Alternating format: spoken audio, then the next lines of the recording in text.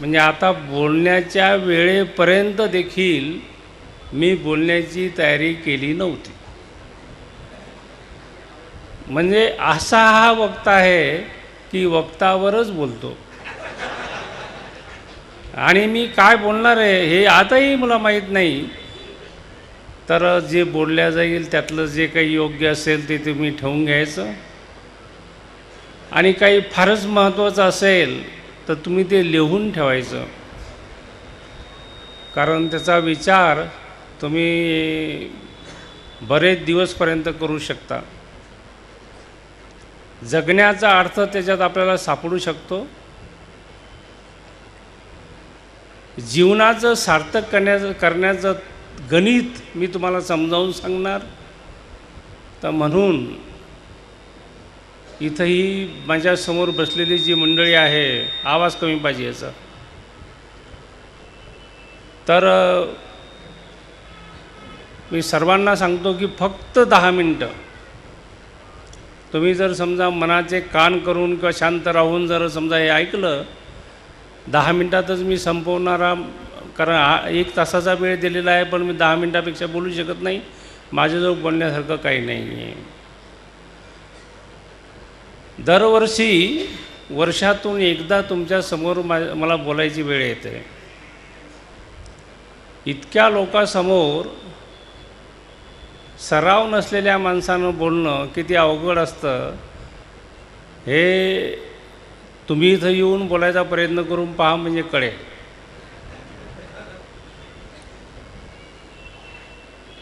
लोक तुम्ही सगळे जे माझ्यासमोर बसलेले आहात बहुश्रुत आहात. म्हणजे कितीतरी लोकांचे कीर्तन ऐकलेले आहेत, प्रवचन ऐकलेले आहेत.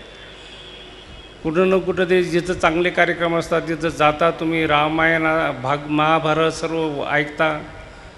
बहुश्रुत असल्यामुळं बोलणाऱ्या माणसाच्या तो कसा योग्य बोलून राहिला का भटकून राहिला का चुकून राहिला तुम्हाला सहज कळतं. परंतु तुम्हाला जर येऊ म्हटलं की तुम्ही बोला तर तुम्ही बोलू शकत नाही. कारागीर असतो काम करणारा, मिस्त्री काम करणारा असतो, तो त्याच्या कामातल्या आपण चुका काढू शकतो. पण त्या मिस्त्रीने जर म्हटलं की मग तुम्ही एक बरोबर करून द्या, आपल्याला नाही करता येत ते. तर तुम्ही सारी मंडळी बहुश्रुत असल्यामुळं माझं बोलता बोलता काही जर चुकलं तर तुमच्या लक्षात येऊ शकेल. आणि मी इतका विद्वान नाही, कमी शिकलेला माणूस, एका खेड्यात जन्माला आलेला आणि जवळजवळ म्हातारा झालेला आहे. आता मी 68 वर्षाचा झालो मी. त्याच्यामुळं या वयामध्ये बऱ्याच लोकांचे गुडघे दुखतात, डोळ्यानं दिसत नाही, कानानं ऐकू येत नाही, स्मरणशक्ती गेलेली असते. परंतु अजून काही बिघडलं नाही. या वयामध्ये देखील मी 7 वाजता बसतो आणि रात्रीचे 12 वाजता उठतो. इतकं दवाखान्याचं काम मला करावं लागतं. या 2-3 दिवसात तुम्हाला कल्पना दिली का मला माहीत नाही, परंतु एका वर्षामध्ये 1 कोटी पेशंट होऊन जातात.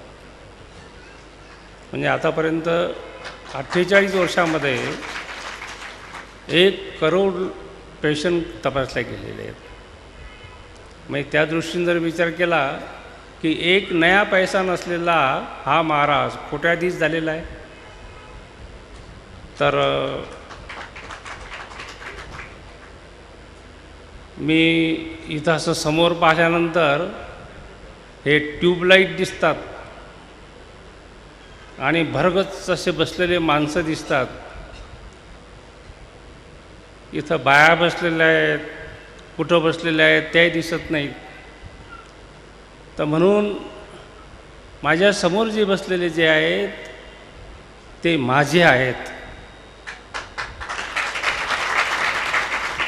मग तो गरीब असो, श्रीमंत असो, कोण्याही धर्माचा असो, बाई असो का माणूस असो, लहान लेकरू असो का एखादा तरुण असो, या कोणामध्ये मी थोडाही भेद करायला तयार नाही आहे.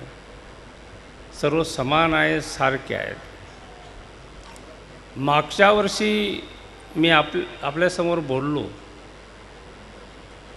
विदाऊट बॉर्डर आणि विदाऊट रिलिजन असं ज्यावेळेस मी वक्तव्य केलं आणि पेपरामध्ये आमचे सांगळे जे प्रसिद्धी अधिकारी त्यांनी ते प्रसिद्ध केलं, तर इतक्या लोकांचे मोबाईल आले आणि त्यांनी सांगितलं की हे तुम्ही जे वाक्य उच्चारले ना त्याच्यावर आम्हाला तकलीफ होऊन राहिली. म्हणलं बा तकलीफ कशी काय? तर म्हणे तुम्ही विदाऊट बॉर्डर जे म्हटलं म्हणजे सीमारहित, तर आम्ही तर धुरे सरकवणारे माणसं आहे. मग जर सारे धुरेच नष्ट केले तर कोणी कोणाच्या वावरात कसं पेरावं? असे प्रश्न विचारणारे लोक माझ्या मोबाईलवरून मला प्रश्न विचारत होते. विदाऊट रिलिजन म्हणजे धर्मरहित अशा प्रकारचं. तर म्हणे मुसलमान हिंदू होऊ शकत नाही, हिंदू मुसलमान होऊ शकत नाही, ख्रिश्चन त्याचा धर्म सोडत नाहीत, बाकीचे कोणीच कोणाचा धर्म सोडत नाही, तर धर्माशिवाय जीवन कसं जगता येईल? तर म्हणलं बा हे तुमचं म्हणणं मला पटतं, परंतु धर्माशिवाय आणि एवढी विशालता आपल्या अंगी यायला पाहिजे की प्रांताच्या, जिल्ह्याच्या, तालुक्याच्या आणि देशादेशाच्या सीमा बाजूला सारवून. पहिलंच तर या भूतलावर 12 आणे पाणी आणि 4 आणे जमीन आहे आणि त्याच्यामध्ये ते आपण सर्व त्याचे हिस्से वाटे पाडून देश निर्माण केले. तर ग्लोबल जर बनायचं असेल, जगाचा विचार करायचा असेल, तर ह्या बॉर्डर ज्या आहेत त्या पुसून टाकल्या गेल्या पाहिजे. तर म्हणून कोण्याही धर्माचा न राहता आणि आम्हाला जगाचा विचार करतो आम्ही, केवळ आपल्या तालुक्याचा किंवा जिल्ह्याचा विचार नाही करत. सर्व लोक सुखात असले पाहिजे, कोणाला कोणत्या प्रकारचं दुःख असू नये अशी माझी मनातून इच्छा असते. एखादा मुलगा जर रडायला लागला तर मला दुःख होतं आणि तकलीफ अशी होते की त्या लेकराच्या आईला हे कसं कळत नाही की आपलं पोरगं रडतं म्हणून. कारण त्याच्या रडण्यामुळं मी विचलित होतो, मला दुःख होतं आणि त्या आईला काहीच वाटत नाही. तर हे डोळ्यातून येणारे पाणी किंवा अश्रू किंवा आक्रोश याच्यामुळं मी विचलित होतो. आता बोलता बोलता मी त्या मुलाखतीमध्ये आपल्या इथं बरेच लांबचे पत्रकार आले होते. केरळ, लखनौ, छत्तीसगड, दिल्ली, त्यांनी माझ्या मुलाखती घेतल्या. तर त्या मुलाखतीमध्ये काही जे मी बोललो फार स्पष्ट, तर काही पत्रकारांना खटकलं ते की इतकं सरळ बोलू नये बुवा, इतकं स्पष्ट बोलू नये. तर मी ज्या ठिकाणी राहतो त्या ठिकाणी कधीही तुम्ही या आणि मला भेटा, मी उपलब्ध आहे.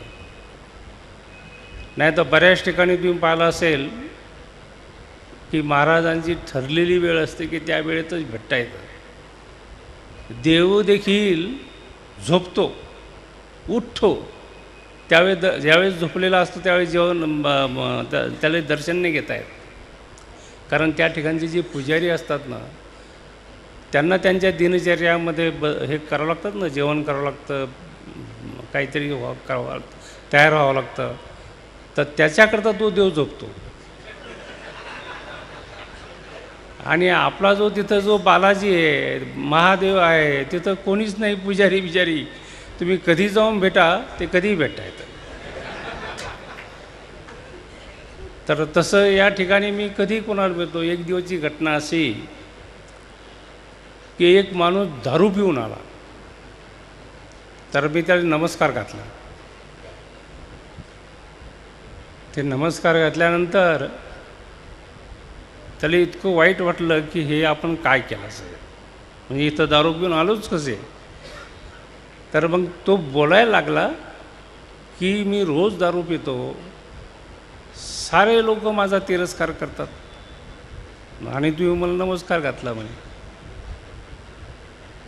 तर म्हणलं बा दारू प्यायला काही हरकत नाही, तुम्ही पिले म्हणून काय बिघडलं, बरेच लोक पिऊन येतात, तुम्हीच काय, अनेक त्यांनाही आम्ही बसू देतो आणि त्याच्याशी गप्पा गोष्टी करतो दारू पिलेल्या अवस्थेमध्ये. तर तो दारू पिऊन याच्याकरता आला होता. त्या म्हणे त्यांनी माझ्याजवळ सांगितलं की 5-6 महिन्यापासून मी विचार करून राहिलो की तुम्हाला बोलायचं आहे, तर माझी हिंमतच होऊन नाही राहिली म्हणे. आणि आता हे दारू पिल्यामुळं माझं डेअरिंग वाढलं म्हणे आणि मी तुमच्या भेटायकरता आलो आणि तुमच्याशी मला बोलायचं आहे. तर त्याला ते म्हणजे हिंमत यायकरता माझ्याजवळ दारू प्यावं लागली. आणि दारू पिणाराचा आम्ही सत्कार करतो, कोणाला लहान लेखत नाही आणि सल्ला तर मुळीच देत नाही. फुकाची सल्ला देणारे पुष्कळ सापडतात, कोणी कोणालाही सल्ला देतं. आमचे जे कार्यकर्ते सेक्रेटरी आहेत, बाकीचे सभासद आहेत, कोणीही माणूस जर आला त्यांनी सांगितलं की बुवा आम्ही अशा अशा प्रकारचं करावं का, तर मी त्याला सांगतो किंवा हे योग्य राहील किंवा योग्य राहणार नाही. पण एखादा दुसरा माणूस येतो की हे आम्ही असं केलं, तर मी म्हणतो फारच चांगलं झालं ते, काय हे चांगली गोष्ट केली तुम्ही केलं तर. म्हणजे सल्ला आपण देऊ नये. दर्शन घ्यायला लोक येतात, मी मार्गदर्शन करत नाही, कारण ते दर्शनच घेतात फक्त, त्यांना मार्गदर्शन कधी करणार आपण. तर माझा कोणाशीच विरोध नाही आहे, विरोध करत नाही. आणि जे विरोध करणारे लोक जे आहेत त्यांचं मी फक्त ऐकून घेतो. एकाने आल्या आल्या इतकं बोलायला सुरुवात केली खराब शब्दामध्ये की माझ्या जागी जर दुसरा माणूस असता की भांडणं झाले असते, एकमेकावर दाबादाबी पडापडी झाली असते. तो इतका खराब बोलत राहिला आणि मी काहीच बोललो नाही. इतकंच नव्हे, माझ्या चेहऱ्यावरचे भाव देखील बदलू दिले नाही. त्याच्यामुळे त्याला एवढा त्रास झाला की मी एवढं खराब बोललो आहे, याच्या मनावर काहीच परिणाम नाही झाला. त्याच्यामुळं त्याचा पुन्हा राग वाढला की अरे हा असा कसा सेन्सलेस माणूस, काही सेन्सेशनच नाही आले, म्हणजे याला डोकं नाही, मन नाही, भावना नाही, मूर्ख असं अशा प्रकारचं त्याच्या दृष्टीनं की माझ्या बोलण्याचा याच्यावर परिणाम व्हायलाच पाहिजे होता, त्याच्यावरच परिणाम झाला. तर ज्यावेळेस कोणी अशा प्रकारचं बोलतो त्यावेळेस मी काही बोलत नाही आणि विरोध तर करतच नाही. आणि माझी आग्रही भूमिका नाही किंवा मी सांगितल्यानंतर तुम्ही ऐकलंच पाहिजे, मी म्हणतो तेच बरोबर आहे, अशा प्रकारचा माझा आग्रह नाही. आणि आग्रही भूमिका नसल्यामुळं माझ्यावर ताणतणाव वगैरे काही येत नाही. खेळकरपणे आपलं हे जीवन चालवायचं, जगायचंच किती दिवस, तर सर्वांना हसत खेळत ठेवून ते जे म्हणतात. आता माझा कोणाशीच वाद होत नाही, कारण काही लोकांना वाद करायचा फार नाद असतो.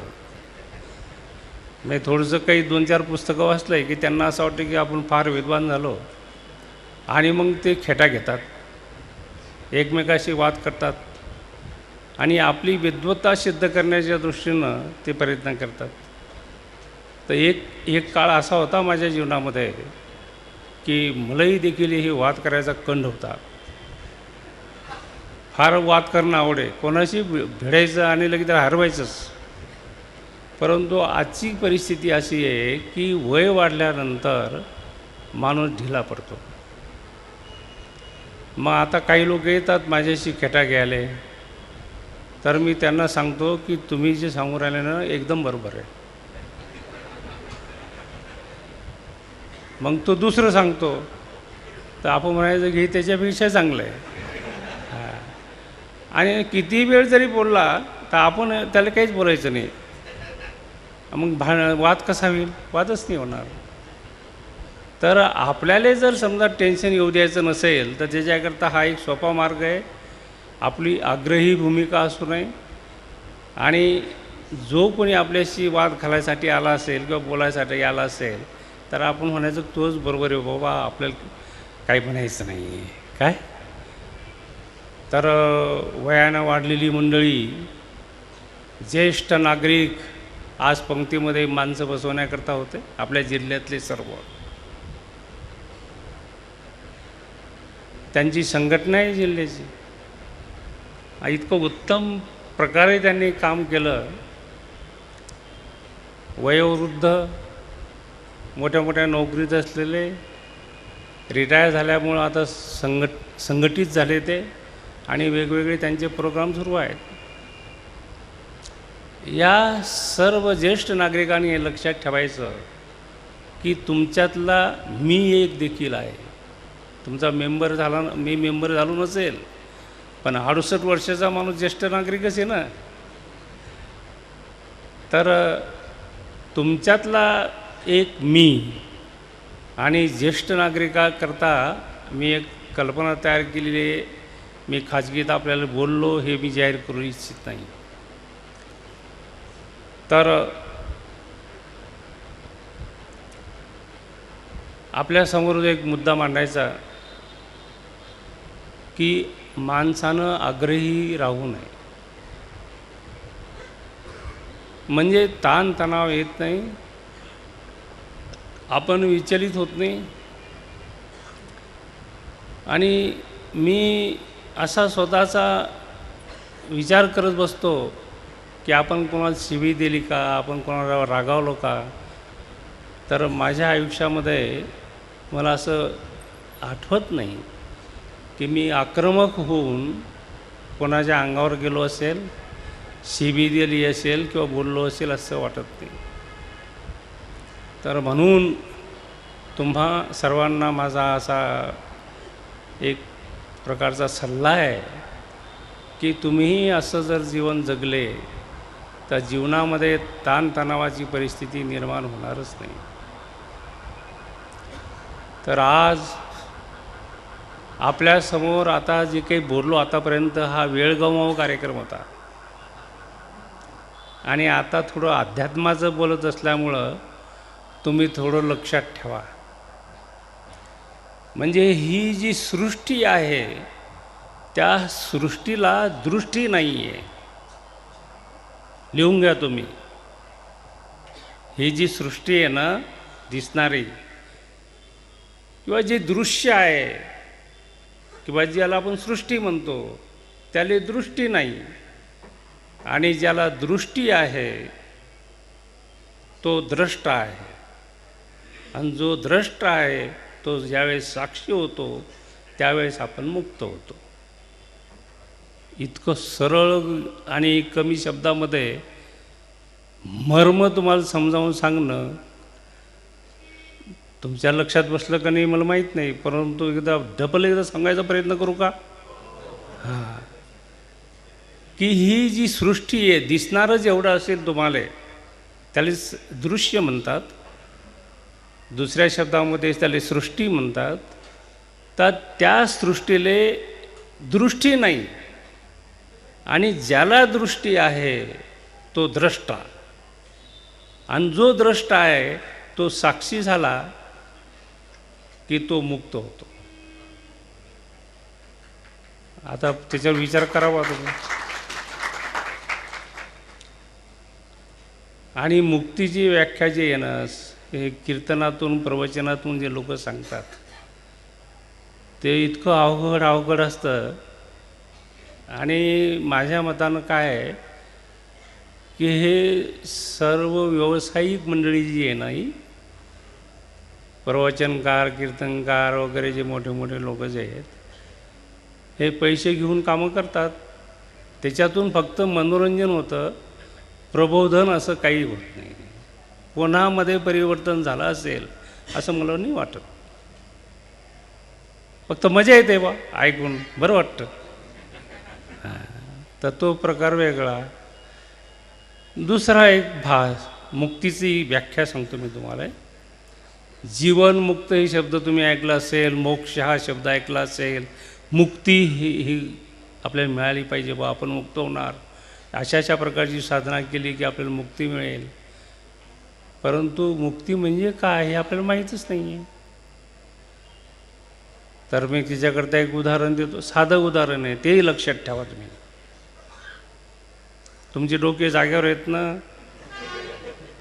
मन स्थिर असेल, डोकं जाग्यावर असेल आणि तुम्ही खरंच ऐकत असाल तर तुम्हाला आतल्या मनाला धक्का बसल्याशिवाय राहणार नाही.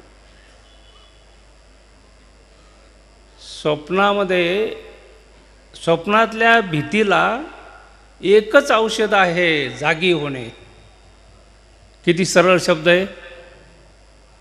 स्वप्नात जी भीती कशामुळं, एखाद्या माणसाच्या मागं वाघ लागलेला असतो, एखादा माणूस काहीतरी असं भयानक दृश्य दिसतं, तो भीतो, आणि ती भीती घालवायची असेल तर स्वप्नातल्या स्वप्नात नाही जात. तुम्ही ज्यावेळेस झोपी जायला असताना स्वप्न पडलेलं असते खराब, ते स्वप्नातल्या स्वप्नात नाही दूर करतायत. म्हणजे स्वप्नातला वाघ जर तुमच्या मागं लागला तर माराय करता स्वप्नातलीच बंदूक कामी येते, जागेपणची बंदूक कामी येत नाही. म्हणजे स्वप्नात वाघ तुमच्या मागं लागला तर तुम्हाला खाणार, तर तुम्ही तुमच्या घरात असलेली बंदूक जर काढली, मारायचा प्रयत्न जर केला तर ते कसं होईल, जमणारच नाही ते. तर स्वप्नातला वाघ तुमच्या मागं लागलेला आहे, त्याला माराय करता स्वप्नातलीच बंदूक काढायची आणि त्याला मारून टाकायचं. तर हे स्वप्नात शक्य होत नसल्यामुळं,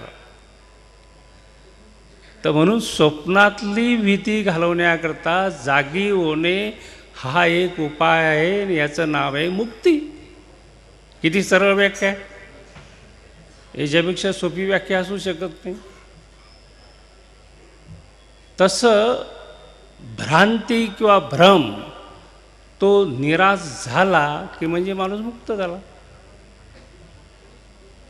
सरळ सरळ, याच्यापेक्षा सरळ करताच येत नाही त्याला. इथं सोपं आपल्याला जे कळण्यासारखं. तर ही जी भ्रांती जी आहे, अज्ञानामुळं आलेली आणि ज्ञानामुळं जाणारी, ती भ्रांती जाणं म्हणजे मुक्ती. तर एवढ्या गोष्टी जरी आपल्या लक्षात राहिल्या तर आपल्याला जीवनाचा अर्थ सापडला, गवसला असं म्हणायला काही हरकत नाही. तर 10 मिनटं बोलायचं होतं. जरा मला वाटतं घड्याळ माझ्याजवळ नसल्यामुळे मला काही वेळेचं भान नाही आहे. 10 मिनटाच्या पेक्षा जास्त बोलल्या गेलं असेल असं मला वाटतं. तर तुम्हाला असं काही बोर होऊ नये, कारण पुढच्या वर्षी देखील मला बोलावंच लागणार आहे तयारी न करता. आणि म्हणून साध्या साध्या गोष्टी लक्षात ठेवून आपली दिनचर्या, जीवन त्या दिशेनं जर समजा आपलं जाऊ लागलं तर आपल्या जीवनामध्ये आनंदच आनंद आहे, असं माझं मत आहे. आणि एवढंच बोलून मी तुमची रजा घेतो.